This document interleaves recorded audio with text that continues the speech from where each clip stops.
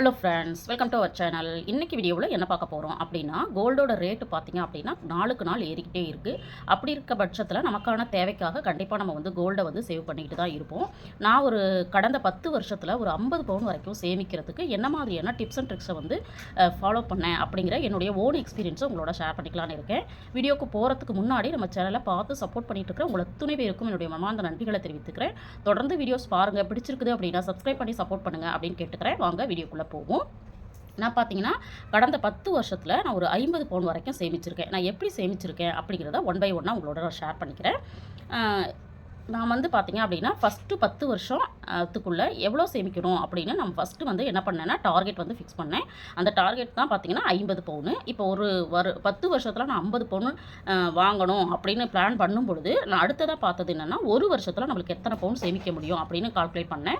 5 பவுன் அப்படின்னு கால்குலேஷன் போட்டுக்கிட்டேன். 5 பவுன் அப்படின்னா ஒரு பவுன் வந்து 8 கிராம் இல்லைங்களா, 5 பவுன்னா 40 கிராம். அதாவது 10 வருஷத்தில் நம்ம வந்து என்ன செய்ய போகிறோம் அப்படின்னா 40 கிராம் கண்டிப்பாக சேமிச்சே ஆகணும் அப்படிங்கிற கோலை வந்து ஃபிக்ஸ் பண்ணிக்கிட்டேன்.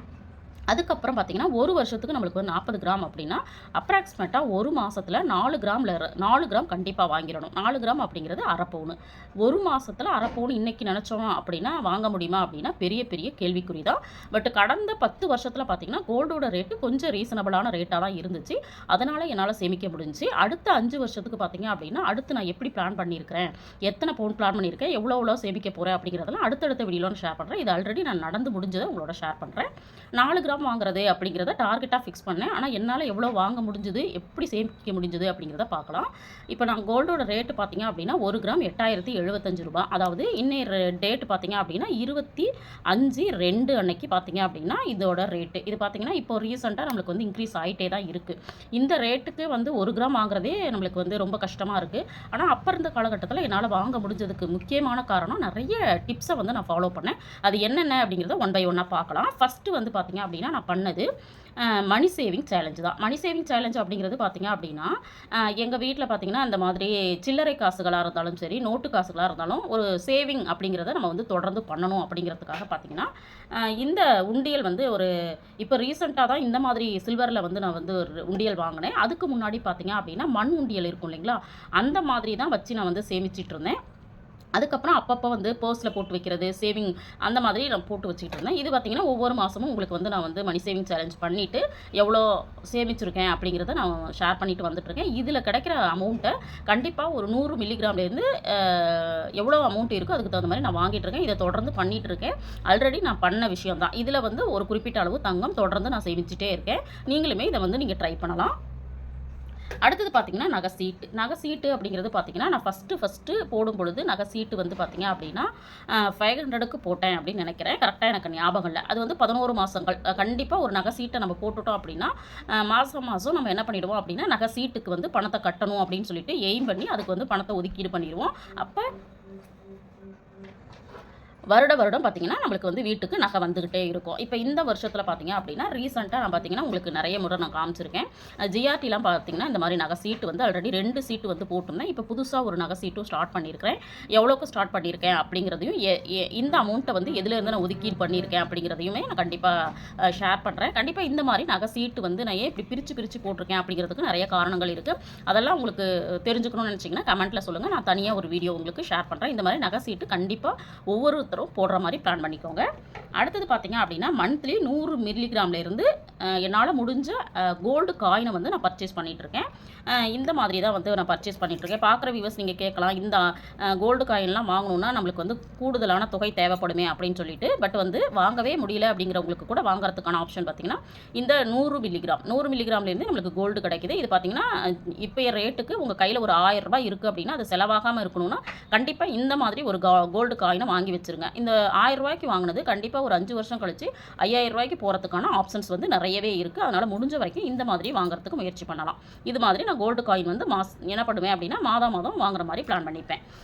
அடுத்தது பார்த்தீங்க அப்படின்னா அட்சய திதியில் பார்த்தீங்க அப்படின்னா கண்டிப்பாக ஏதாவது ஒரு தங்கம் வாங்கணும் அப்படின்னு நான் எய்ம் பண்ணி நான் வந்து வாங்கிட்டு இருக்கேன். அந்த மாதிரி பார்த்தீங்க அப்படின்னா ஒரு அட்சய திதியில் நான் வாங்கினது ஜிஆர்டியில் பார்த்தீங்கன்னா இது வந்து 10 இயர்ஸ்க்கு 10 இயர்ஸ் அப்படிங்கும்போது பார்த்தீங்கன்னா இது ஒரு 5 இயர்ஸ் இருக்கும்னு நினைக்கிறேன். கரெக்டாக எனக்கு சொல்ல தெரியல. இது வந்து ஒரு 3.5 பவுனுக்கு நான் வந்து ஒரு அட்சய திதியில் தான் வாங்கினேன். ஆனால் பார்த்தீங்கன்னா இந்த மாதிரி வளையல் வாங்கும் பொழுது நம்ம வந்து கொஞ்சம் சாஃப்டாக இருக்கிற மாதிரி வாங்கணும். இதில் பார்த்தீங்கன்னா இந்த டாட்ஸ் மாதிரி இருக்குது இல்லைங்களா, இது வந்து நம்மளுக்கு சேலையில் வந்து சில சமயம் எனக்கு வந்து கிழிக்கிற மாதிரி இருக்குது. அதனால் நீங்கள் வந்து வளையல் வாங்கும்போது ரொம்ப பார்த்து நம்மளுக்கு வந்து கம்ஃபர்டபுளாக இருக்கிற மாதிரி பார்த்து கண்டிப்பாக வாங்குற மாதிரி பார்த்துக்கோங்க. இது வந்து அப்போ வாங்கினது. அது இல்லாமல் பார்த்தீங்க அப்படின்னா இப்போ என்னோடய பையனுக்காக ஒரு அட்சய திதியில் வந்து இது வந்து 3/4 பவுன் வாங்கினோம். ஆனால் பார்த்தீங்கன்னா இது ரொம்ப மெலிதாக இருக்கிறதுனால கொஞ்சம் வளைஞ்சு போயிடுச்சு. பட்டு இதுலேருந்து நான் என்ன கற்றுக்கிட்டேன் அப்படின்னு பார்த்தீங்கன்னா, இன்னும் கொஞ்சம் ஒரு பவுன்லேயாவது வாங்கணும்னா கொஞ்சம் ஸ்ட்ராங்காக இருக்கும் அப்படின்னு சொல்லிட்டு. ஆனால் தங்கம் தாங்களே, அதனால ஒன்றும் ப்ராப்ளம் இல்லை. இந்த மாதிரி நம்ம வந்து அப்பப்போ வாங்குற மாதிரி நம்ம வந்து பார்த்துக்கணும். அதே மாதிரி பார்த்தீங்க அப்படின்னா எங்கள் வீட்டில் பர்த்டேவாக இருந்தாலும் சரி, வெட்டிங் டேவாக இருந்தாலும் கோல்டு வந்து கிஃப்டாக கொடுக்குறது அப்படிங்கிறது நாங்கள் வந்து வழக்கத்தில் வச்சுருக்கோம். இப்போ என்னோட குழந்தைங்களுக்கான பர்த்டே வரும்பொழுது பார்த்தீங்கன்னா இந்த மாதிரி காயின்ஸாக வந்து என்ன பண்ணிடுவோம் அப்படின்னா கிஃப்ட் பண்ணிடுவோம். இது வந்து ஜிஆர்டியில் வாங்கினா ஒரு 4 கிராம் கோல்டு காயின். அதே மாதிரி பார்த்தீங்கன்னா இதில் வந்து 1 கிராம் 1/2 கிராம் இந்த மாதிரி கோல்டு காயின்ஸ்லாம் இருக்குது. இது இல்லாமல் பார்த்தீங்க அப்படின்னா ஒரே ஒரு வருஷம் நான் என்னோடய பொண்ணுக்கு வந்து பர்த்டே கிஃப்டாக நான் பண்ணது பார்த்தீங்கன்னா இந்த கோல்டு செயின் தான். இது பார்த்தீங்க அப்படின்னா ஒரு 1.25 பவுனு. இது வந்து கொஞ்சம் வேஸ்டேஜ் ஜாஸ்தி தான் வந்துச்சு, இருந்தாலும் அழகாக இருக்குது அப்படிங்கிறதுக்காக வாங்கிட்டேன். அதுக்கப்புறம் பார்த்தீங்க அப்படின்னா இது வந்து போன அட்சய திதியில் பார்த்தீங்க அப்படின்னா 1 டைம் டெபாசிட் பண்ணுறோம் இல்லைங்களா, அதில் வந்து எனக்கு வந்து வாங்கினது. இது வந்து 2 கிராமு. இதை வந்து இதோட நான் வந்து மேட்ச் பண்ணியிருக்கிறேன். இந்த மாதிரி அப்பப்போ நகைகளாகவும் காயினாகவும் நாங்கள் வந்து வாங்கி பர்ச்சேஸ் பண்ணிகிட்ருக்குறோம். அடுத்தது பார்த்தீங்க அப்படின்னா நம்மளுக்கு வந்து ஏதாவது எக்ஸ்ட்ரா இன்கம் வரும் இல்லைங்களா, அந்த பணத்தையும் வந்து நாங்கள் என்ன பண்ணுவோம் அப்படின்னா கோல்டாக தான் பர்ச்சேஸ் பண்ணுவோம். இப்போ எனக்கு பார்த்தீங்க அப்படின்னா ஒரு டைமில் எனக்கு ஒரு எக்ஸ்ட்ரா ஒரு இன்கமோ போனஸு அல்லது வந்து ஏதாவது இன்க்ரிமெண்ட்டு இந்த மாதிரி ஏதாவது ஒரு அமௌண்ட்டு பல்காக கிடைக்கும்போது பார்த்தீங்க அப்படின்னா நான் கோல்டாக வாங்கிடுவேன். அந்த மாதிரி பார்த்தீங்க அப்படின்னா இது வந்து ஒரு வாங்கி கண்டிப்பாக வந்து இது 10 இயர்ஸ் இருக்கும்னு நினைக்கிறேன். கரெக்டாக இயர் வந்து எனக்கு தெரியலை. இந்த வந்து நெக் பேர் வந்து வாங்கினது. இது பார்த்தீங்க அப்படின்னா லைட்டாக அந்த மாதிரி ஸ்டோன் வச்ச மாதிரி நான் வாங்கியிருக்கேன். இந்த டிசைன் எப்படி இருக்குன்னு பார்த்து சொல்லுங்கள். இது பார்த்தீங்க அப்படின்னா நான் ஜஸ்ட்டு 2 பவுனுமே 40,000 ரூபாய்க்கு வாங்கினேன். இன்னைய ரேட்டுக்கு நீங்கள் வந்து இதில் நான் இன்வெஸ்ட்மெண்ட் அமௌண்ட்டு பார்த்தீங்கன்னா எனக்கு வந்து எவ்வளோ லாபத்தை கொடுத்துருக்குன்னு பார்த்தீங்கன்னா 1,00,000 ரூபாய். இன்றைக்கி வாங்கும்போது 2 பவுன் வாங்கினீங்கன்னா செய்கூலி சேதாரத்தோட 1,40,000 ரூபாய் கண்டிப்பாக வரும். ஆனால் இது நான் வாங்கும்போது 40,000 ரூபா தான். இதுக்காக தான் நம்ம வந்து என்ன பண்ணுவோம் அப்படின்னா கோல்டில் வந்து இன்வெஸ்ட் பண்ணுறதை வந்து தொடர்ந்து பண்ணிக்கிட்டே இருக்கணும். ஏன்னா இது வந்து நம்மளுக்கு வந்து வேர் பண்ணுறதுக்கும் ஆகுது, பயன்பாட்டுக்கும் ஆகுது. அது இல்லாமல் பார்த்தீங்க அப்படின்னா நம்மளுக்கு வந்து ஒரு பெரிய இன்கமையும் சேர்த்து கொடுக்குது இல்லைங்களா. அதனால் முடிஞ்ச வரைக்கும் அவங்களுக்கு என்ன வருமானத்துலேருந்து உங்களால் ஒதுக்கீடு பண்ணி இந்த கோல்டை வந்து சேவ் பண்ண முடியுமோ அதை வந்து சேவ் பண்ணுறதுக்கு நம்ம ட்ரை பண்ணலாம் அப்படிங்கிறதுக்காக தான். இது எப்படி இருக்குன்னு வந்து கண்டிப்பாக கமெண்ட்டில் சொல்லுங்கள். இது வந்து 40,000க்கு வாங்கினது. இன்னைய ரேட்டுக்கு 1,40,000 கண்டிப்பாக வரும் அப்படின்னு நினைக்கிறேன்.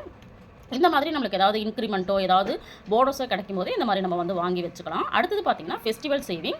இப்போ ஃபெஸ்டிவல் சேவிங் அப்படிங்கிறது பார்த்திங்க அப்படின்னா